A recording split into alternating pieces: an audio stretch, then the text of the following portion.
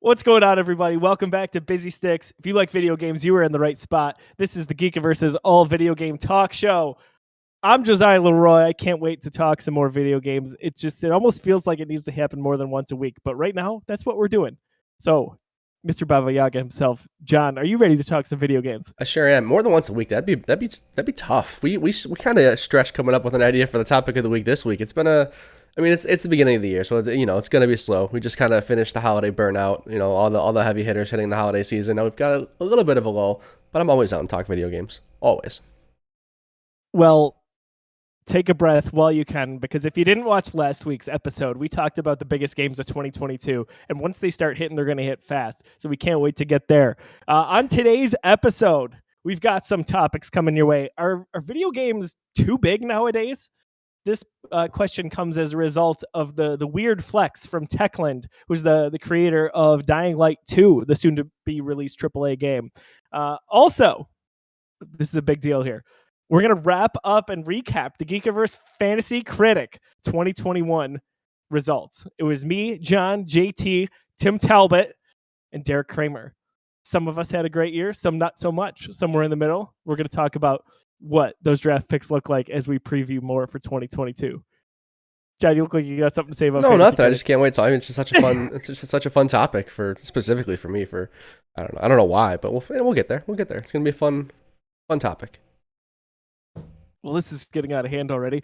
Anyway, what is in our system? But first, what is about to be in our system? John, I'm going to let you go first this week. What are we drinking here on this episode of Busy Sticks? All right. So I think last week was the week I went with Lawson's Sip of Sunshine. Lawson's Finest Liquids, one of my favorite IPAs you can get here in Western New York. Not from Western New York. It's a Vermont brewery. This guy, also along the same lines, this is the Triple Sunshine.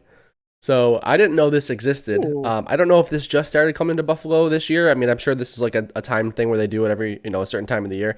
It's maybe come in the past. I've just never seen it. I've been drinking Sip of Sunshine for years, and I've never seen the Triple Sunshine. So I saw this last week. I picked up a 4-pack, and it is certainly a triple IPA. So it's up there in ABV. I did say things were getting out of hand. Look at that, going for the triple IPA. That looks just delicious.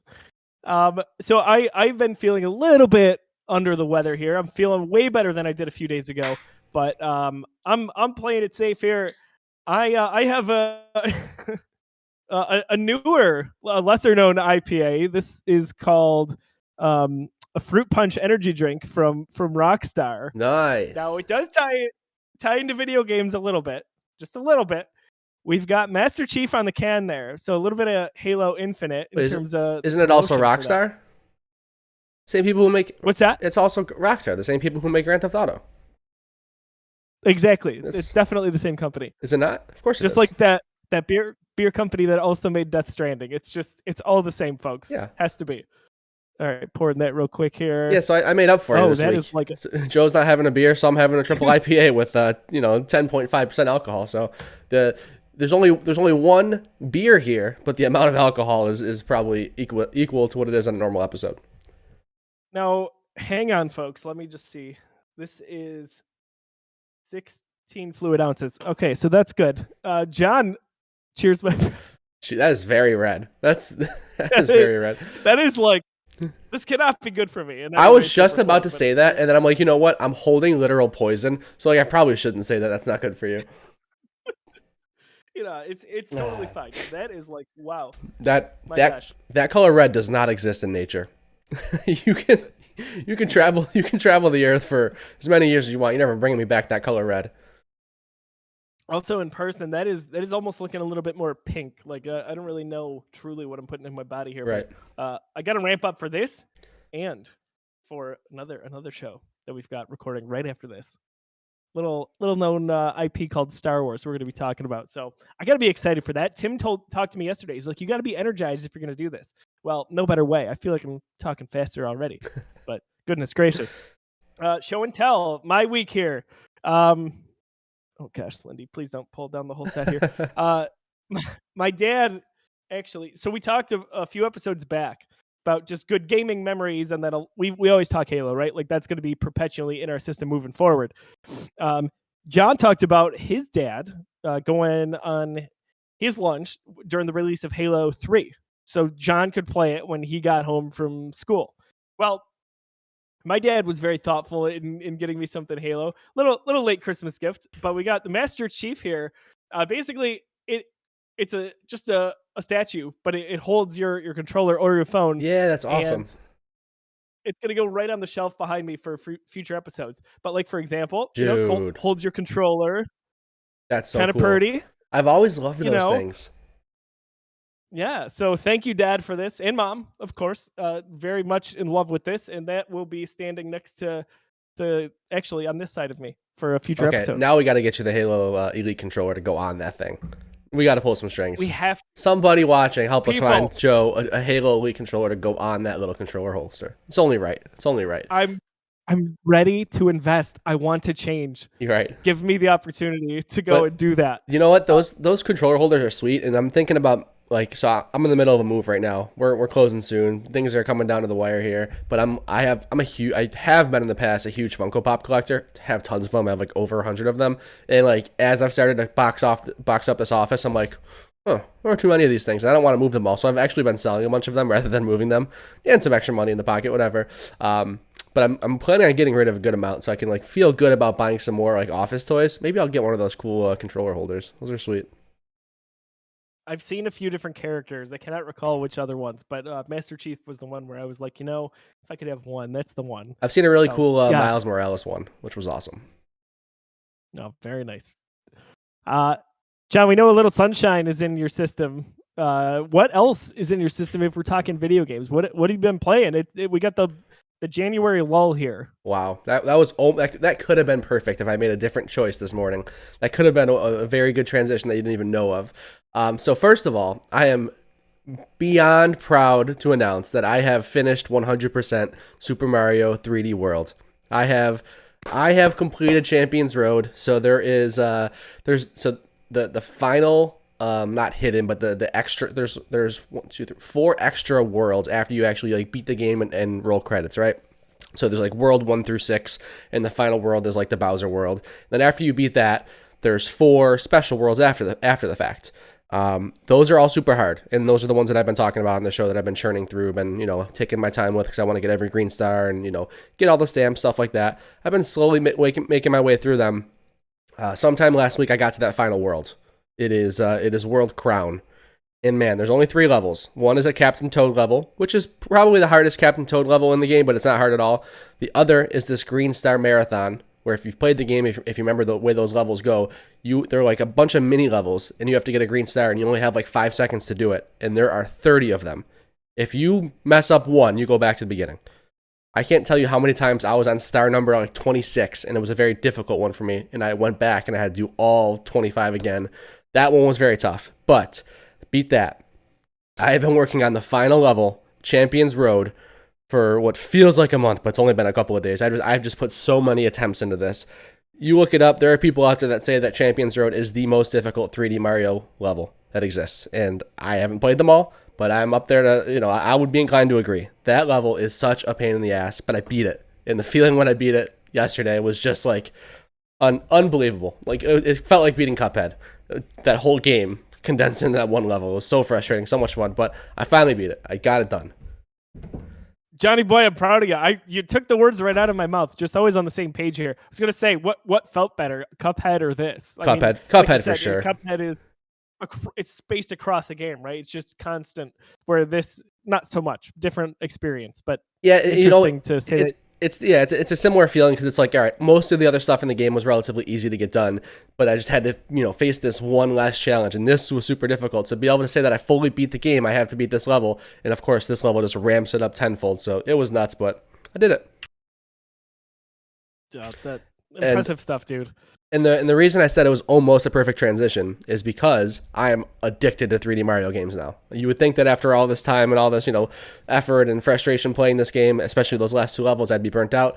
Can't get enough. That's all I want to do right now is play 3D Mario games. And I started a new one today, and I almost went with Mario Sunshine. because you kicked this off with saying I've got a little Sunshine in my system.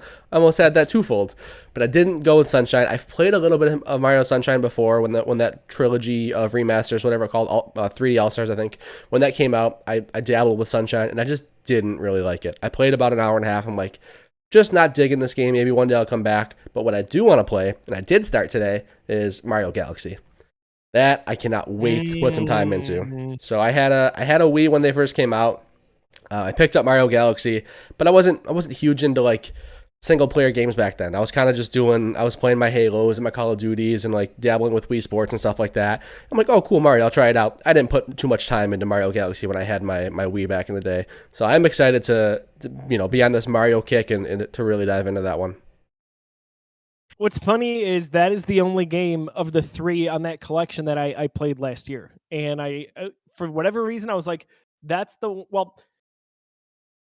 I played bits and pieces of the other ones, but this is the one I went beginning to end on. So I just was all about it, and I had a blast. I would say it's probably my second favorite mainline Mario game behind Odyssey. Really have a soft spot for Odyssey. It just was like the perfect time for me.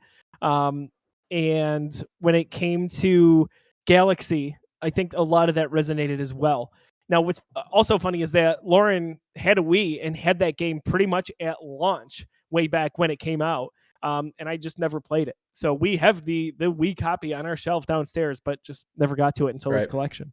But definitely recommend it. I think Sunshine is maybe on my list at some point this year. I think my goal is to get through them all. I want to be able to tell you what I think. I mean, I love Mario games, man. They're just so much fun, and like this, I love when I get this hankering to play through them, because this has happened before. And that's how I got started with 3D World, but that was like almost a year ago, and then something big came out, and I never really stuck with that. But since we're in the middle of so many different releases, I think I want to truly commit and try to get through as many 3D Mario games as I can.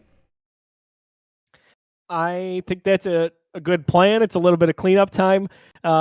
For me, last week I talked about Star Wars Republic Commando. Finished that off. Nothing really truly remarkable. It's okay. Like, I wouldn't recommend doing this or going through that playthrough unless you're a Star Wars fan. That's about the saving grace for it. And what has really had my attention, which, man, it's a different kind of stress, John. You've got the stress of challenge. I've got the stress of just pure horror. I've been going through Resident Evil 7. Oh, I didn't know that.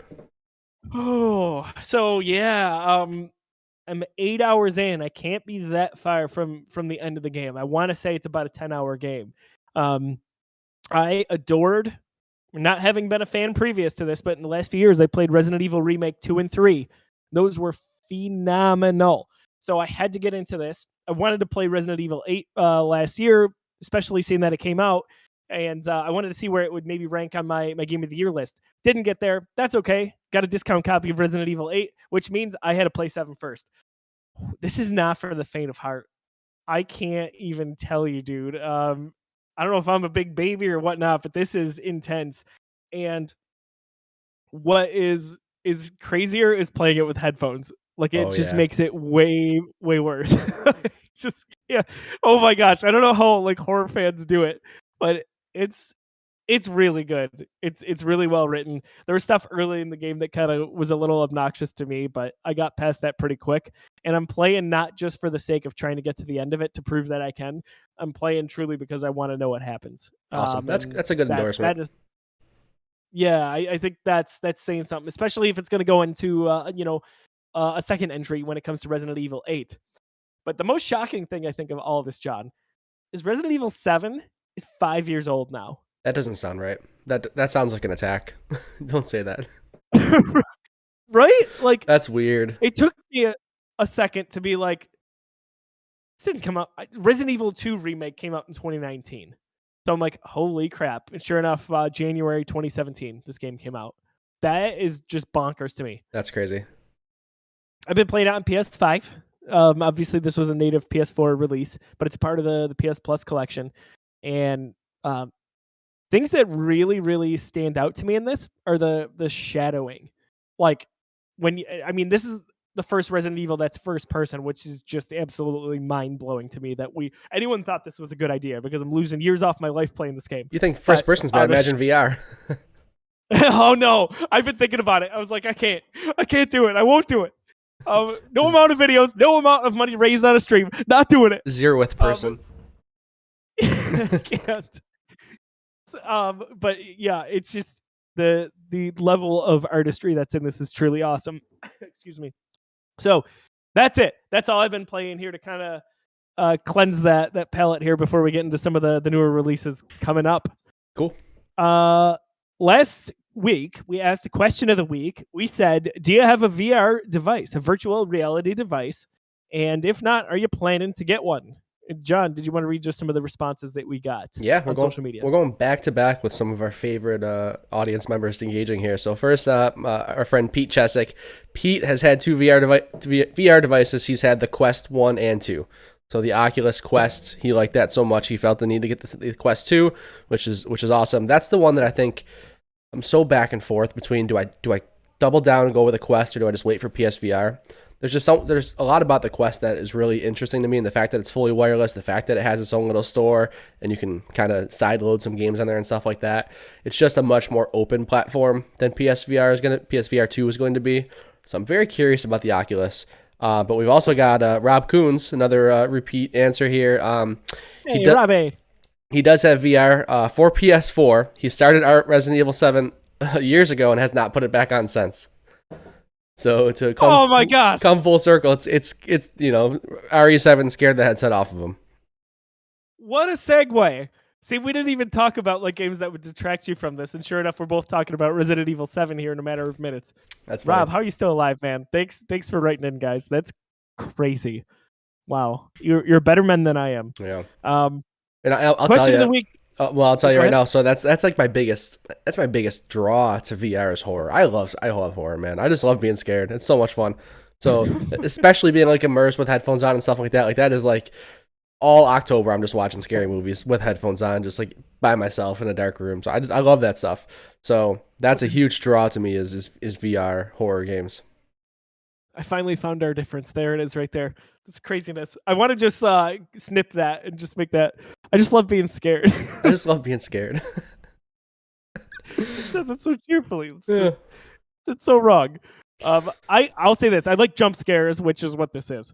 When we're talking Resident Evil, I think we've all talked about this before. Like I don't like some of the horror elements of films and games when it comes to just like gore and like, all right, how much can we gross you out? To me, that's a whole different genre. Total different balance there. I want the jump scare, the more psychological stuff. To me, that's well more thought out. Way more well thought out is what I'm trying to say there. Way more well thought out. That was not a well thought out sentence, but here I am. So the question of the week moving forward, join us on social media, whether that's Facebook, Twitter, Instagram, YouTube. What will be the most critically acclaimed game of 2022? So what does that mean to you? Is it the highest scoring? Is it the most well received? Is it the most popular among fanboys and girls? You tell us what will be the most critically acclaimed game of 2022. John, do you have an answer? Or do you want to wait? No, I'll answer. So my answer is, it's got to be God of War, right? God of War Ragnarok. I just think that there's not much they can do to screw it up, I guess. But also there's the other aspect where it's like, man, they've set the bar so high that if it's not much better, it's not going to score much better. But that doesn't need to. I would imagine that God of War is probably sitting at like a 90 to a 93 right now on Metacritic. It's probably my guess. So even if it comes in at a 90 again or a 92, whatever, anything, that's a tough one to beat. Not many 90s throughout the years, and we'll get into that later. But yeah, it's gonna be tough. Yeah, that was pretty much 10s across the board. It was near universal. It's unbelievable. So if that game comes out, I agree that's a force to be reckoned with. However, I think even if God of War comes out, if this game comes out, I can't see any game toppling it in terms of how much the fans enjoy it. And probably there will be a marriage with what the review scores look like. And I think that's the sequel to Breath of the Wild. That is where my money would be head to head, even though I would prefer as a fan or a gamer God of War Ragnarok. I just think like nothing's getting in the way of Zelda. There's been too much goodwill that is built up. And speaking of games that are 5 years old, by the way, that one's about to turn 5 in about a month and a half. For some reason that feels more right than RE7. I could see that. Also, Horizon about to turn 5 years old, which is crazy. Lots going on there. So I think Breath of the Wild 2 would be my answer there, but we'll see. Love to hear what the reaction is. So for perspective and comparison on their first games, Breath of the Wild scored a 97 on Metacritic, and God of War was a 94. So they're both up there, but it's a there's a bit of a gap there for sure. So if they can both just deliver again, then you're going to be right. So we're going to get into some of our topics here before we get into the fantasy critic. What's funny again, John, is just this weird recurring theme. We're going to be talking about Resident Evil again when we get to fantasy critic, because I wouldn't say there was a fatal error made by one of us here on the show today regarding choosing Resident Evil, but maybe a little short-sighted. So we'll talk about that in a few minutes. Over the weekend, the big news here, we want to talk about, are games too big nowadays? I think games they mean different things to different people. Different gamers like different genres, different subgenres. What may be important to John in a game may not be so important to me. There's so many levels and layers here that we can discuss. But today we're just posing the question, are games too big nowadays? So from Game Informer, over the weekend, developer Techland made waves on social media by tweeting that its upcoming open-world zombie sequel, Dying Light 2: Stay Human, would take at least 500 hours to fully complete. Come on. While the studio likely thought this was good messaging to showcase just how much content is in its branching narrative story, the announcement was met with some backlash amidst the excitement, as some players bemoaned the length and worried about bloat or that they would never see the end of such a massive adventure. Well, the studio responded, basically, to not clear things up so much, but they said you can complete the game, that you can complete the story and side quests in 70 to 80 hours if you're not in a rush. Meaning 500 hours, quote unquote, is related to maxing out the game, finishing all the quests, endings, and exploring every part of the world. Then the Twitter account further clarified that you can finish the mainline story in just about 20 hours or so. So lots going on here. This is really news about nothing in a way, but I think it spurred on a little bit of a debate here just with internally, where I'm thinking to myself, are games too big? And I've got my thoughts on this. I know some people out there will be like, hey, never big enough. You're paying $60, now $70 for it. You might as well get your money's worth. But to me, bigger is not always better. And quantity does not always equal quality. So I've got some comparables here as we'll get into some of the other big games that have come out over the years in terms of time frame. But John, are games too big? Like, react to the Techland news here. Right, I'm of many minds to this conversation, and it's not there's no black and white answer, but it is my jerk reaction right off the bat is no, that they're not too big, just because that's such a blanket statement. What does that even mean? Are games too big? It's a good question to talk about, but when you look at it from a 10,000 foot point of view, well, that blanket goes over all games. Well, not all games are big, right? Like there's so much choice out there. We're in such a good time for games, especially things like indie games and like AA stuff like that. Go on to Steam, go on to the PlayStation Store, go on to Xbox Game Pass right now, and look at the selection of games that you have. Does that blanket statement apply to that entire list of games? No, like, you know what I'm saying? So I think if you narrow it down a little bit more, like, are AAA games becoming too big? There's a little bit more of a conversation there, but I still think the answer is ultimately no. Just do your research. I mean, play what you want to play. Like, and then another right turn on this conversation is when developers are asked about playtime, they're always probably thinking about the fact that players equate value to length in the game. That's such a thing. That's the way our brain works, right? Especially with video games. It's like, oh, this is only 5 hours, but it's $70. Insane. Oh, The Witcher's 100 hours, but it's also, only $70. Amazing, right? So people equate value with time. So I think developers are more likely to give an answer on the higher side. I bet you that you can complete the main story in Dying Light 2 in 30 hours. That's my bet. 30 hours is probably going to be that number. So yes, this is all for nothing. So do I think it's like some kind of problem that's just, infiltrated the gaming industry and we're bloating these games for no reason? No, there's side content. Do it. If you don't want to do it, okay. And if the game's too big for you, stay away from it.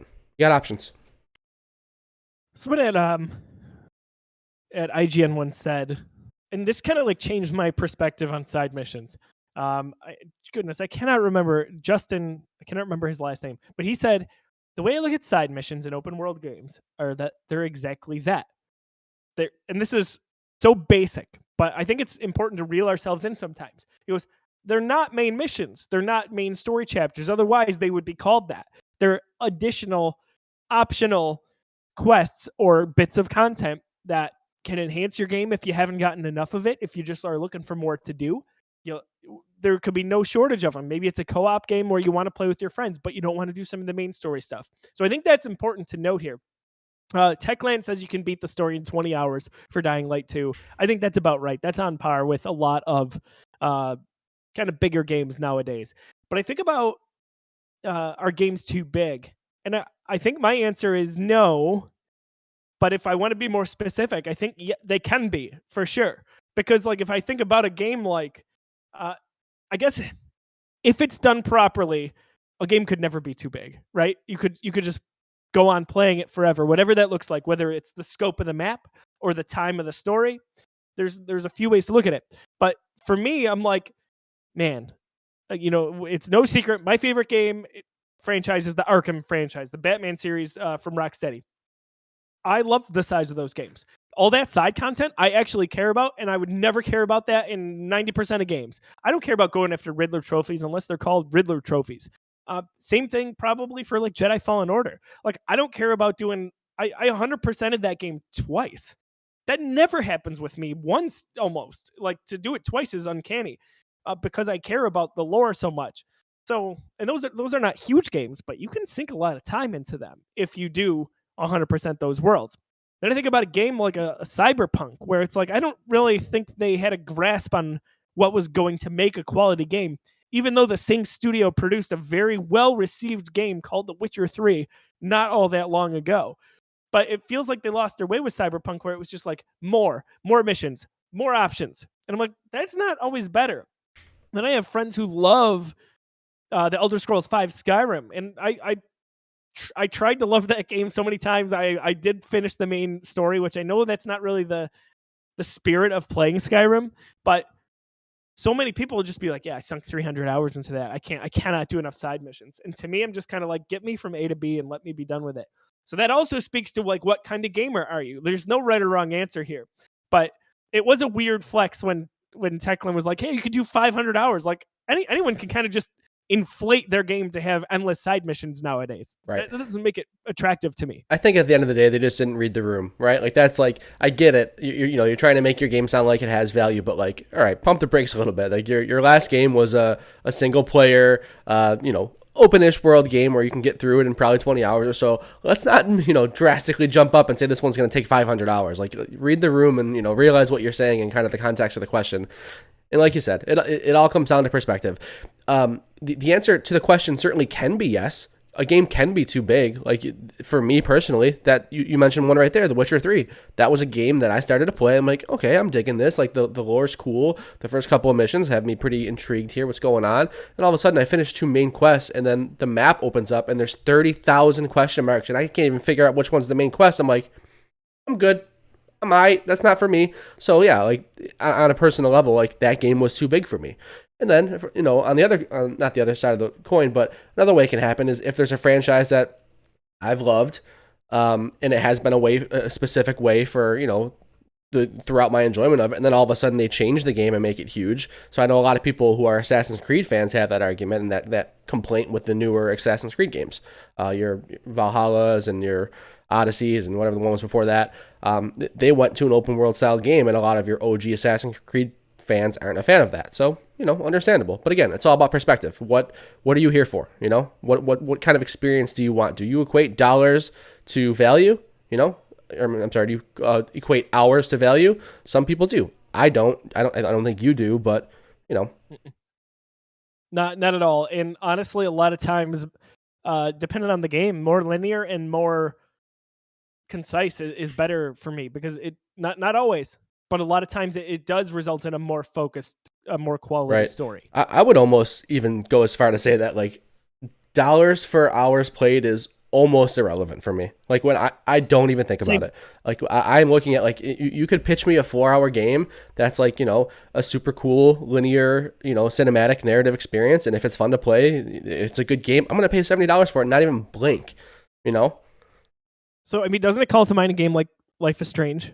Right. Yeah, it certainly does. I mean, Life is Strange is that game is what, probably 8 to 10 hours max. And then you throw another 30 minutes on there if you want to get the platinum. That's really it. Like, that game's totally worth $70. Like, I would have paid $100 to experience that game. Like it's just, to me, it's just so. And I understand that it's a very privileged thing to say. I'm in a situation where I can buy whatever game that I want, and I can I don't have to think about that. So I do understand that that's not an argument for some people. That's just the way they have to. That's the filter they have to look at this stuff through. So I don't want to make it seem like I'm blind to that. I know that's the case. I know that if you have $60 to spend on a game, sometimes you might want to pick the one that gets you the most playtime. Makes total sense. That's just not something that I'm looking for. For sure, and that kind of wraps up where we were talking about. There's just no two gamers alike when it comes to this, because everyone's perspective is so different. Like to me, as long as they're quality, like I want to get to more games as opposed to diving deeper into one game, unless it's a rare game that just like goes off the chart in my own mind, like a Batman or a Star Wars. Those properties I love, so I want to naturally spend more time there. But maybe there is a budget issue and you're saying, hey, I can't pay for every game out there, so I'd rather play a big one and just kind of play it endlessly. And that's totally fine. That's acceptable. Maybe you can afford games and you still prefer to do that. I have friends who just would rather play the biggest open world game once a year, whatever it looks like, whether it's a Skyrim or a Cyberpunk or Red Dead Redemption 2, and just go to town with it. That's not me. In my head, I love the idea of being that kind of gamer, but I'm just not. Yeah. You've got to be a little self-aware there. I often have that, like, stranded on a desert island thought. It's like, what games would I bring if I was like on a desert island with just my Switch, and unlimited power, but no way to get off somehow.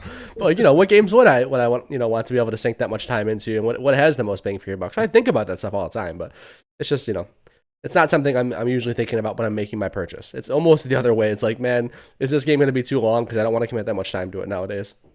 Dude, you took the words out of my mouth, because I was going to say it can deter me from wanting to play a game. Like, I almost didn't pick up Far Cry 6, which I still have not played. You and I both have it sitting there waiting to go. But that was almost a game where I was like, do I want to do this? I'm not going to do a lot of the side content. I know I won't. I'll do it early on in the game when they introduce it, inevitably. Mm-hmm. But then I'm going to veer right back to the main story, because from at least the trailers and the build up to this game, I care about that storyline and those characters and some of those actors. I'm like, damn, So I don't know, but I was like, can I do this in less than 30 hours? Because if not, I'm probably going to pass, because I don't think I'm going to love the story that much. That's my exact experience with Days Gone. So Days Gone is a game that's been in the news a lot lately because of the Sony not greenlighting a sequel and lots of stuff going on there, and people thinking about the way that Sony's handling the studios. Whatever, read into that. Maybe we'll talk about that next week if any more comes of it. But so I got Days Gone and I put that game in, and I'm like, I really like this. Like, this gameplay loop is sweet. Like it's fun to traverse. Like, I'm digging Days Gone. Like, I'm not sure why it's getting middling review scores.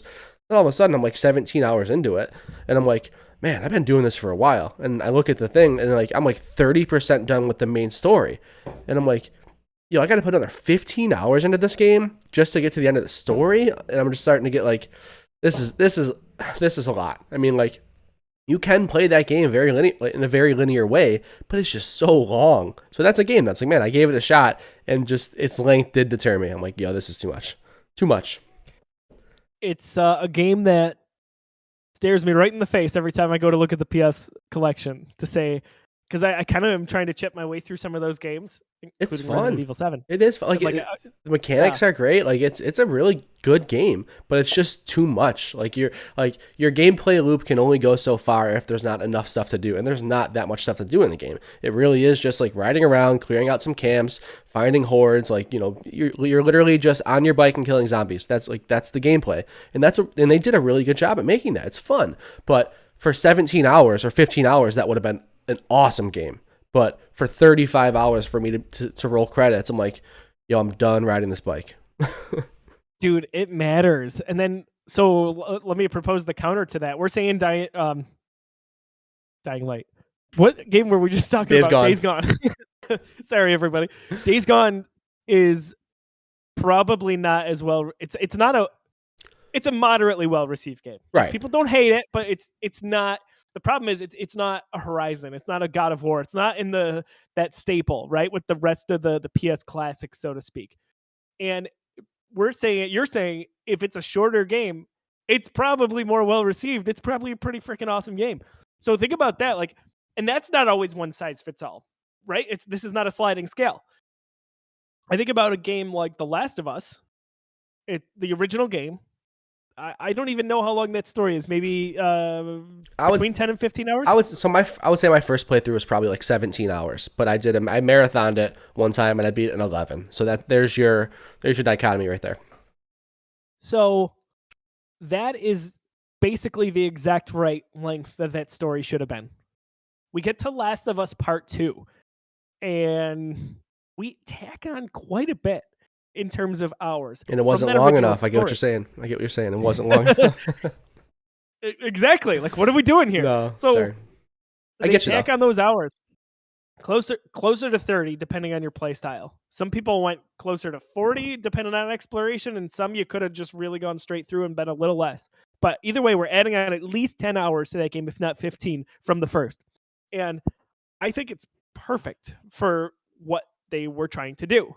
In a lot of those games that are in that length story could have gotten that wrong. Right. But, like, my goodness, it's so funny how it could be so different. Yeah. Here comes a cough. Sorry, everybody. No, you're good. At the end of the day, it's just personal preference, and I don't think there's any kind of any kind of plague that has come through the gaming industry where people are just making games long to make them long. Like, it's a fair question to ask, because it's very weird to see Dying Light 1 come from a 20-hour game and then to a supposed 500-hour game. Obviously, there's some stuff, there's some conversation to be had there and some clarification, but I don't think it's a big issue. I think there's long games and short games. There's plenty of games. Go find something to play, because there's endless selection. Yeah, that's for sure. Can you even process the fact that, like, you and I are playing nothing new right now, and if we go on to, like, the Xbox or PlayStation Store, there's probably like 12 new releases that came out this week that are probably good games that we could probably just like click, watch a trailer, be done with. We're just not doing that because we're so spoiled with the release calendar. My perspective changed so much last generation, I'd say. So Xbox One, PS4. I prior to that would try to play everything I could. I wanted to play just every game, to have an opinion on it, to talk about it on our show, write about articles at the Geekiverse.com, you name it. Not anymore. I have to be selective with my time, especially as time goes on. And it's not just because life gets busier or you get a house or you have a kid on the way, but it's because there's more quality games than ever, and that only increases over time. So we are a very spoiled generation of gamers here and geeks. Like, we are. Awesome. We harp on how amazing Game Pass is all the time. Like, how often are we playing those random games that pop up? We're just for me, I get my value out of it because I didn't have to pay $60 for Halo and Forza. There's my value, but somebody else out there that's like, our example before, they're really trying to stretch that buck to play as much as possible. Can you imagine how many games are playing on Game Pass right now that we haven't touched? You can play for the rest of your life, proverbially, and just they would continue to backfill it, and it would be unbelievable. Just for comparison here, before we move on to Fantasy Critic, Game Informer listed just some of the other times. John, do you ever use the website howlongtobeat.com? All the time. All the time. I don't know if you do this. This is what I do. This is stupid. I should not, but I do. Anyway, I look prior to playing a game, if I've got maybe 2, 3, 4, 5 games that I know are kind of next on the docket.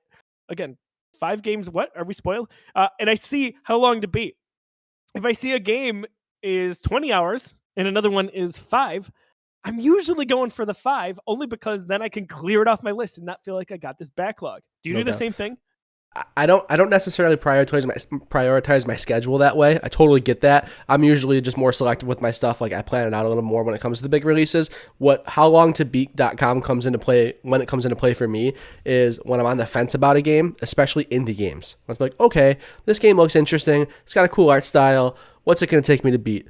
40 hours. Nope. Goodbye. It's $13. That's an awesome deal. no chance. I wanted to fit this in between, Horizon and playing Elden Ring or whatever, like Yeah, not a chance. So, for sure. but I use it all the time. I don't think I've ever bought a new game in the last 5 years and not used howlongtobeat.com unless I watched like a review and they talked about it in there. See, if it's a game that just came out and I know I'm playing it regardless, so it's the new Jedi Fallen Order or whatever, I'm not looking at that. I'm just playing the game and I'm trying to be as blind That's as fair. possible. When it's a game that is not like a day one for me, which is a lot of games, I'm looking at that for sure. I don't know. There's something about it. It's a compulsive, close to a compulsive need for me. It just helps me play it. Yeah, I would say I'm probably not looking up how long to beat for new games, but I do like when like I watch some reviews and I get that information. I like to know what I'm in for. Like especially for a game like Jedi Fallen Order, like nobody knew what that was going to be. We didn't know that game was going to have like Metroidvania elements where you're backtracking and stuff like that, and there's like really no fast travel system. None of that stuff we knew. So like knowing that game was going to be a 30-hour experience or so, or roughly 20 to 30 hours, something like that, when it came out, it was good to know for me for sure. Yeah. So Game Informer compiled some of the comparables for this. If you play everything on the map in Dying Light 2, you're going to get to 500 hours or so. So for comparison's sake, The Witcher 3 takes 173 hours to play. As you mentioned, the 30,000 icons on the map, John. Yeah. It equates to 173 hours. 103 hours for Cyberpunk. Seems small, but no one's playing that game anymore. They can't give that game away. It's what a story. Sad. We should do we should do a documentary on that game. Dude, we absolutely should. I'm sure NoClip has already done it. GTA 5, 79 hours. Seems about right. Red Dead Redemption 2, that's a meaty game, 172 hours. I thought this was really funny. The writer included Rockstar Games Presents Table Tennis, just to be a smartass. 6 hours to play. All the way? All the way through. Legend of Zelda, what do we got here? 188 hours. Breath of the Wild? All right. Mm-hmm. Got it. Joe, there's a lot of those Zelda games, right? You can't Damn it, John. Shut up. Horizon Zero Dawn is 76 and a half hours. And Assassin's Creed Odyssey and Valhalla were 130 and 140 hours. Just a few more here I want to mention. Elder Scrolls 5, Skyrim, 211 hours. Sounds about right. Yeah. Not that I've ever dabbled anywhere close to that. Fallout 4, this is bonkers. So I played Fallout 4 and I enjoyed it, but I overstayed my welcome a little bit. How in the world can you play that game for 214 hours? What if I told you that I know how. I have 90 hours played in that game and I never finished the main story? Gosh.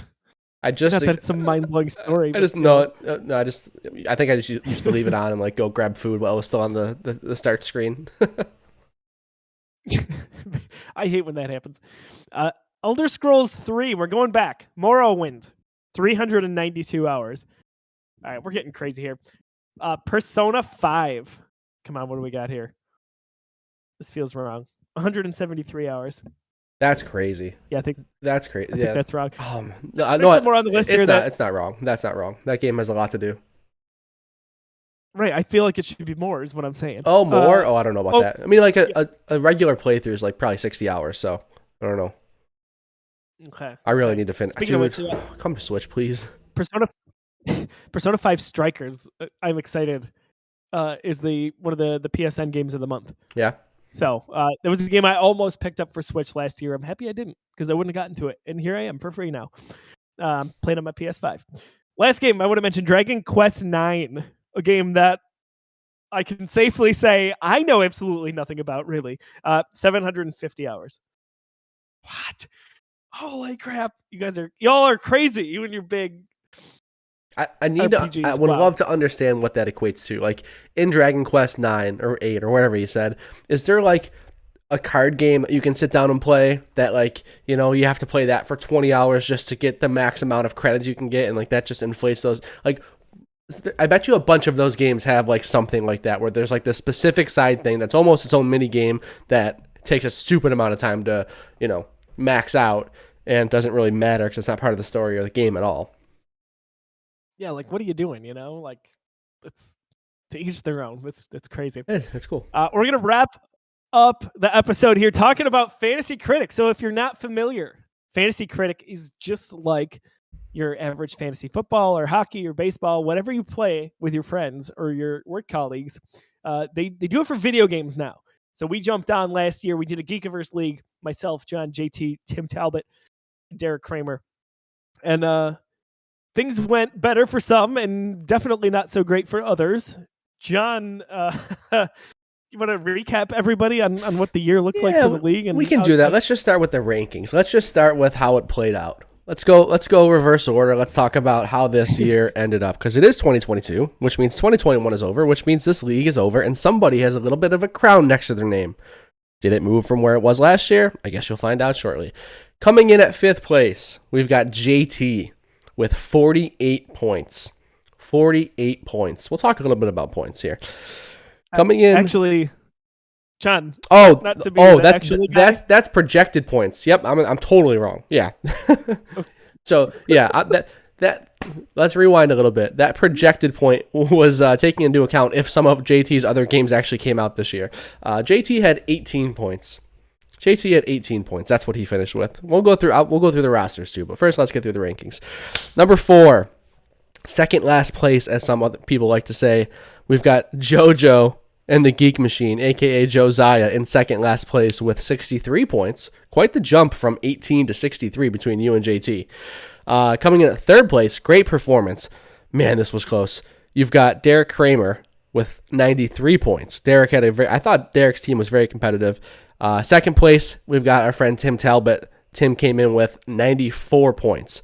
Now, it's worth noting that these are broken down to decimals. Tim had 93.62 and Derek had 93.34. You're talking about less than 0.3 of a difference. That's insane for 2nd place, but it doesn't matter because 2nd place gets no reward. And 1st place is myself with 120 points. What a performance by me. That's it. What a performance, he said. So if John is would be the Tampa Bay Lightning, I don't even know. I'm the San Jose Sharks, and then, man, JT, I love you, brother, but you are the Buffalo Sabres down there, man. Yeah, absolutely. It was a tough rebuilding year for you. A lot of things just didn't go right. So they went really bad for me too. They did. So I feel you. I see you from like a different level. We'll go through a little bit about what Fantasy Critic Games is. So it's like Joe said, it's a fantasy league for games. And what you do is you have a draft. We each pick, I think, in the draft either 5 or 6 games, right? We grab 5 or 6 games to be on our team, and we're hoping that those games that come out this year are going to score highly on Open Critic, which is just another version of Metacritic. So game comes out, scores in the 90s, you get a good amount of points from it. Game comes out, ends up in the 60s, you can get negative points from it. So the more points, obviously, the better, the higher it ranks. So we only draft like 5 or 6 of these games, but we also have to go throughout the year and fill the rest of our roster. And that's what seems to be the issue for some people. They don't go and add games after the fact. Because throughout the year, new games are announced. We've got cancellations, we've got delays, stuff like that. That was JT's biggest downfall. He did not add any games to his team. He didn't keep up on this. So we'll start with his team. JT's team that he picked to win in 2021 was Horizon Forbidden West. That was his first overall pick. Ballsy, would have been nice, didn't come out. Halo Infinite, that's the only thing that got him any kind of points right there. Halo Infinite scored an 87, so he got 17 points for that. Hollow Knight Silksong, not to be released. Far Cry 6, okay, he picked it pretty late. He got 7 points for it because it scored a 77. Dying Light 2, we just talked about how that game certainly isn't out yet. And then Battlefield 2042, one of the very rare negatives. He got 65 points for it. So we got -5. The way the scoring works is any point below 70 is a negative point. So that's why JT was in last. He didn't fill out his team for the most part. It was a little tough. He had some heavy hitters. Had they released, he probably would have shot up the standings with those bold selections. For sure. Halo being a huge wild card there that still really in the end didn't matter so much, but they got a lot of points. No doubt. Yeah, I mean, when you play this, you really have to pay attention. I mean, again, you don't have to be looking at this thing every week, but you have to be conscious about the fact that, all right, I've got 4 slots left on my list here. If you want to compete, you got to fill them up. So if JT does this again, which hopefully we do it again next year and we get full participation, hopefully we can have a year of more participation. Next, I've got Derek's team. I know I'm not going in order, but this is the way they're listed here. Derek had a good team. He filled his team. He put in the work. Unfortunately, he did have 2 games that didn't end up coming out, so he didn't drop them and add new games, which you can do. But his team was Pokemon Snap, Nier Replicant, Pokemon Brilliant Diamond and Shining Pearl, Final Fantasy 16 didn't come out, Lego Star Wars: The Skywalker Saga didn't come out, Samurai Warriors 5, Guilty Gear Strive, Diablo 2 Resurrected, Age of Empires 4, and Lost Judgment. So he didn't score any negative points. Most of those games came out to decent to middling reviews, and he got 2 zeros because he got 2 games that didn't come out. So Derek, he did have a great really year. clutch counter pick with Battlefield, which was nice. It got him a little bonus there. For sure. His team was very well thought out. Like his was not like, hey, going to the top of the AAA list. You know, like there were some underrated titles here that really scored well. So Derek did a really good job there. Good strategy. I mean, he picked a lot of like, so there are rules where you can't take like you can't just do ports of games or like re-releases, but he was like smart enough to grab some of the remakes, like some of the Nintendo remakes, like Pokemon Snap, or I guess that's not a remake, but it's a sequel, but Brilliant Diamond, Shining Pearl, Diablo 2 Resurrected, like games that are critically acclaimed that are just completely remade, so those counted. Next, we have Tim's team. Tim did have 2 blank slots. Wow, he could have taken second place if he wanted to. So he had Kena Bridge of Spirits, Mario Golf Super Rush, Shin Megami Tensei 5, Psychonauts 2, Humankind, Axiom Verge 2, Neo, The World Ends With You, and Tales of Arise. Much like Derek's team, Tim had nothing but decent picks. No negative results. Mario Golf Super Rush was his lowest scoring at a 71. He basically was tied with Derek for good reason because he had 2 empty slots on his team and Derek had 2 games that didn't even come out. So they both had two zeros on the board. So wow, not only did they have the same score, they had the same score with the same amount of games. That's pretty crazy. It is pretty crazy. And I mean, man, to think like a point more for Mario Golf would have gotten him there. Right. Psychonauts 2, very underrated in terms of our draft. And that was, I think, the second highest scoring game on the list if we're talking individual games. Right. 89. That really did well for him. 19 points. That's a good one for sure. That's a good one. No doubt about it. Next, we've got my list. So my first pick, Ratchet and Clank, followed by Deathloop, followed by Returnal, followed by Life is Strange, True Colors. Can I just tell you that those first 4 are in my top 5 for Game of the Year? Scarlet Nexus, Guardians of the Galaxy, Metroid Dread, Solar Ash, WarioWare, Get It Together, and Sable.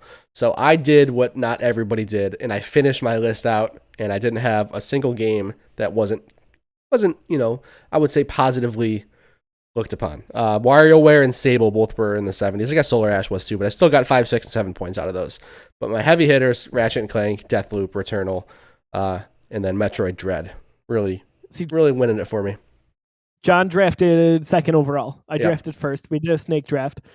So I had a long time between picks. I did not pick Ratchet and Clank number 1. I went with Resident Evil. For whatever reason, I was like, this is the hot commodity right now. I think we drafted in April. And I was like, that's what I'm feeling. I'm feeling pretty good about this pick. So I went there. I mean, it didn't kill me. Ratchet and Clank would have gotten me a few more points. But man, John down the list, just like winner after winner. Deathloop, Returnal, Life is Strange. And then at E3, he was on his game, man. He was on his game. He picked up Metroid Dread as soon as that was announced, and then paid way more money probably than he should have for Guardians of the Galaxy because, he was trying to outbid me, which I don't know if we talked about that, but you have to outbid if 2 people want to pick up the same game in a given week. Right. John, smartly thinking I would have picked it up, bid a lot. I didn't have a lot of faith in it, so I didn't bid for it. Of course, it was not a good move on my part. But John reaped the rewards there. It certainly didn't win me the league, but 82 Open Critic got me 12 points. That's a good release right there. It padded the lead for sure. For sure. I mean, this year I didn't have a single game crack 90. Last year I had 3 of them. Just think of that. That's crazy. Just think about that, kids. Think about that. It's crazy. And then Joe, you mentioned your team. Let's go through it. You picked first, so you're at the top of my list here. You went with Resident Evil Village, like you said. Then you went for Back 4 Blood. Call of Duty Vanguard, usually a pretty safe pick, but it scored pretty low this year, 72. No More Heroes 3. You're coming in with a negative here with Biomutant. 12 minutes should get you negative points, but it didn't somehow. Forza Horizon 5, that's got to be the highest one of the year right there. And then Lost in Random, followed by 2 blank spots. Yeah.